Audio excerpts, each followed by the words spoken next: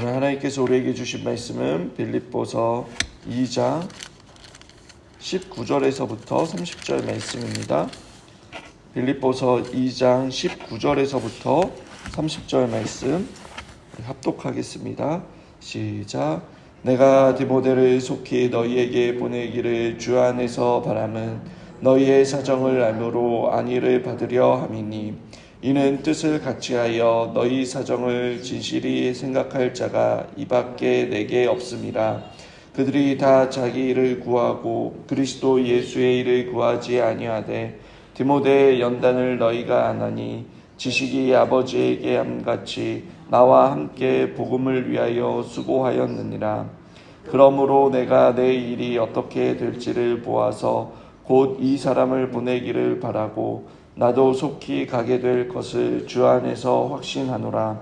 그러나 에바브로디도를 너희에게 보내는 것이 필요한 줄로 생각하노니 그는 나의 형제요 함께 수고하고 함께 군사된 자요 너희 사자로 내가 쓸 것을 돕는 자라. 그가 너희 무리를 간절히 사모하고 자기가 병든 것을 너희가 들은 줄을 알고 심히 금신한지라. 그가 병들어 죽게 되었으나 하나님이 그를 긍휼히 여기셨고 그뿐 아니라 또 나를 긍휼히 여기사 내 근심 위에 근심을 면하게 하셨느니라. 그러므로 내가 더욱 급히 그를 보낸 것은 너희로 그를 다시 보고 기뻐하게 하며 내 근심도 덜려 함이니라. 이러므로 너희가 주 안에서 모든 기쁨으로 그를 영접하고 또 이와 같은 자들을 존귀히 여기라.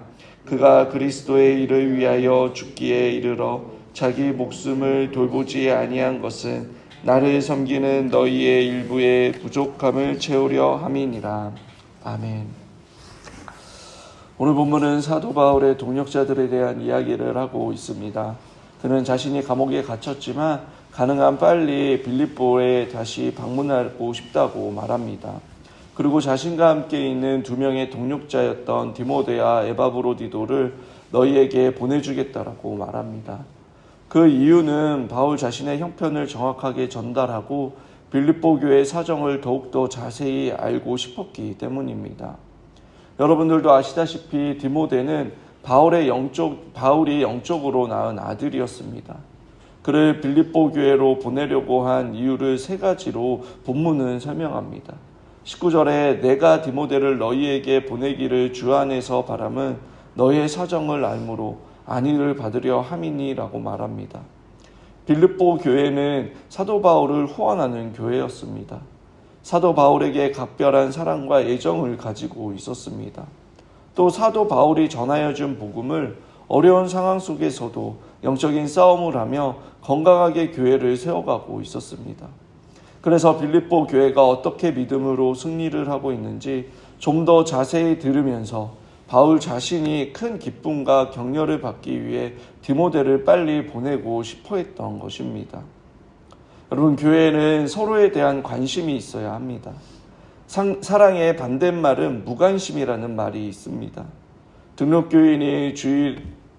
등록교인이고 또 주일에 예배당에 와서 예배한 것으로 교인으로서의 책임과 의무를 다하는 것이 아닙니다.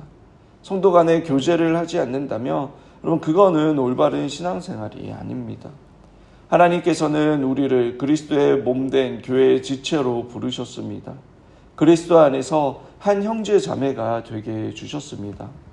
구약시대 때부터 하나님께서는 개인으로 부르신 것 같지만 여러분 공동체로 부르셨습니다. 여러분 하나님의 말씀도 보십시오. 말씀은 개인에게 주신 것이 아니라 바로 공동체를 위해 주셨습니다. 서로가 서로에게 그리스도의 사랑으로 여러분 각별한 애정과 관심을 가져야 하는 것입니다. 두 번째로 디모데를 보내는 이유는 여러분 디모데 역시 빌립보 교회를 진심으로 생각하고 있었습니다. 20절과 21절에 이는 뜻이 같이하여 너희 사정을 진실히 생각할 자가 이밖에 내게 없음이라. 그들이 다 자기 일을 구하고 또 그리스도 예수의 일을 구하지 아니하되. 많은 사역자들이 주님의 일을 한다고 하지만 여러분 실제로 예수 그리스도를 위한 일이 아니라 자기의 일을 구한다라고 바울은 말합니다. 여기에서의 자기 일은 이 종교를 통하여서 세상적인 욕망을 채우고 이루기 위한 것을 말합니다. 그런데 디모데는 빌립보 교회의 성도들의 형편을 염려하고 생각하였습니다. 주님의 일을 한다고 하면서 자기가 드러나고 자기 만족을 위해 자기 일을 하는 사람들이 있습니다. 하나님의 영광과 그리스도의 이름에는 관심이 없고 여러분 세속적인 방식으로 자기 유익을 위하는 사람들이 있는 것입니다. 그런데 디모데는 그렇지 않았다는 것입니다. 교회가 하나님 중심, 말씀 중심, 또 교회 중심으로 여러분 모든 사역들이 이루어져야 하는데 인간적인 논리와 인간적인 방법, 또 인간적인 계산을 앞서 하다 보면 주님의 일이라고 하지만 사람의 일이 되는 경우를 종종 봅니다. 이와 반대로 디모데는 예수님께 초점이 맞춰져 있습니다. 그뿐 아니라 22절에 디모데의 연단을 너희가 안 하니 지식의 아버지의 함과 같이 나와 함께 복음을 위하여 수고하였느니라 라고 말합니다. 세번역 성경에는 연단을 인품이라고 번역하였습니다.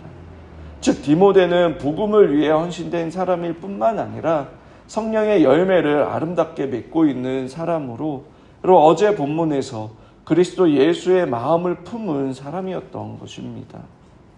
세 번째로 바울은 빌립보 교회에 가기를 원했지만 갈 수 없는 상황이었습니다. 아시다시피 로마 감옥에 갇혀 있는 상황입니다.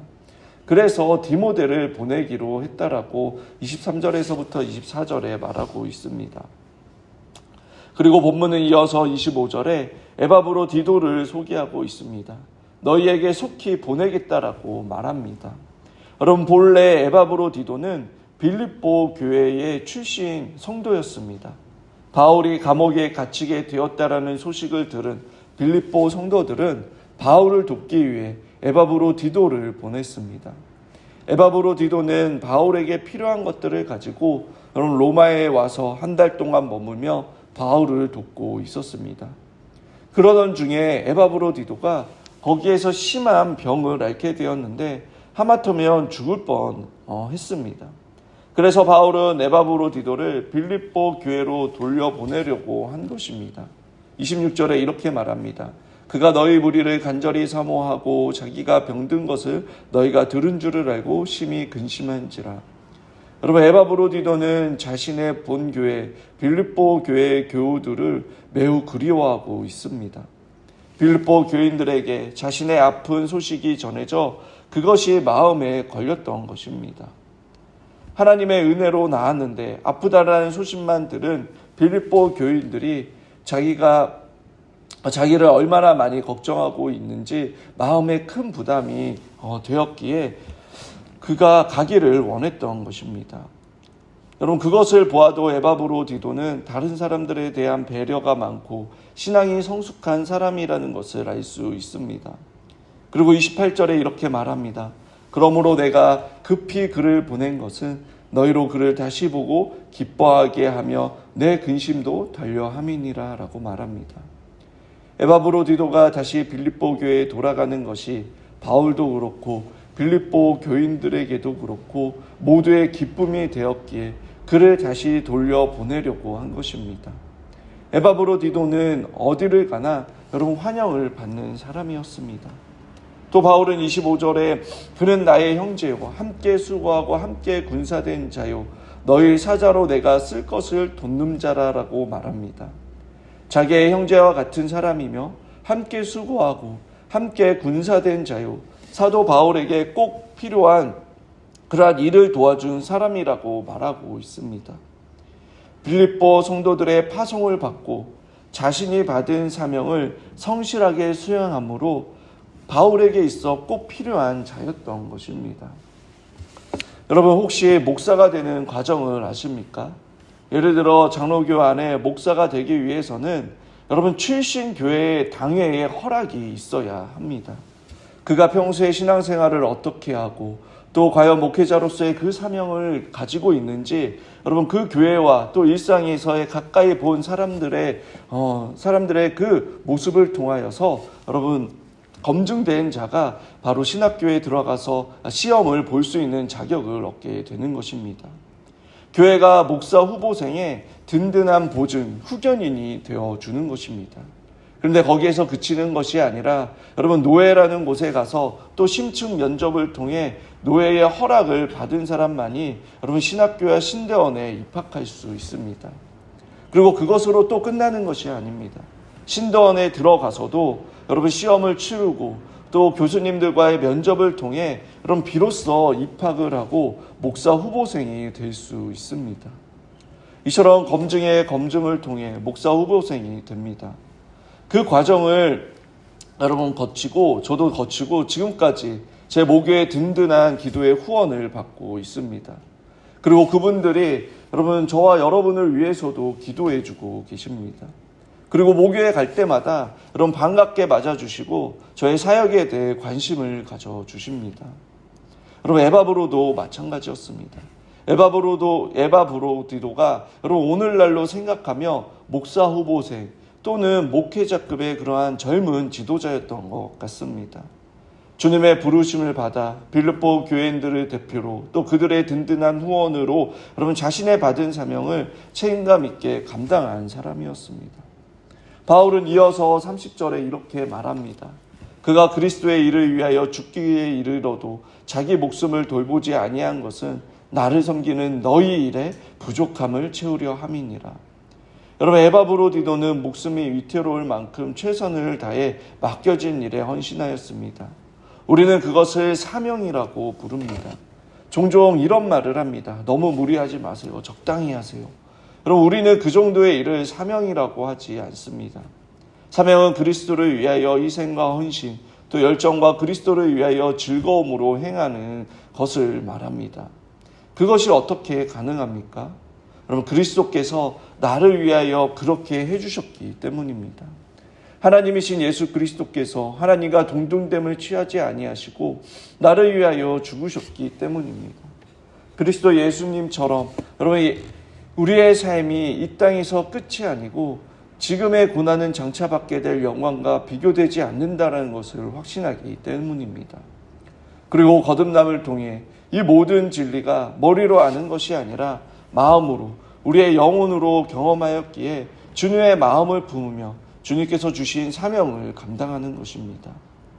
사도 바울은 위대한 이방인의 사도로 불릴 수 있었던 것은 여러분 이러한 사명뿐만 아니라 믿음의 신실한 동력자들이 있었기 때문입니다.